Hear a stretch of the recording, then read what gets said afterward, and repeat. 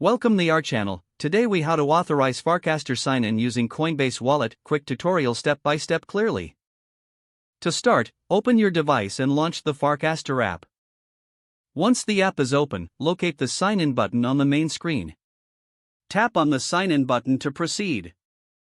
Next, you will see multiple sign-in options. Select the option that says Sign in with Coinbase Wallet.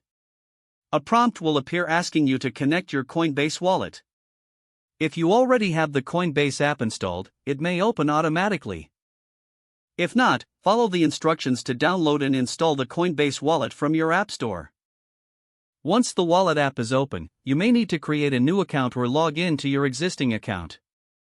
If you're logging in, enter your credentials and verify your identity if prompted. After logging in, return to the Farcaster app. You will now see a request for authorization from Farcaster. Review the permissions that Farcaster is requesting. If you agree, confirm the authorization request. The Farcaster app will then process the sign-in. Once completed, you will be redirected to your Farcaster account. You are now successfully signed in using your Coinbase wallet. Explore the app and make the most of your Farcaster experience. If the page does not load, refresh the browser or try again in a private or incognito window. Make sure you are using the correct email address, then retype it carefully to avoid small typos. If your password is not accepted, use the reset option and create a new. Check your spam folder for verification or security emails, then complete any requested confirmation steps.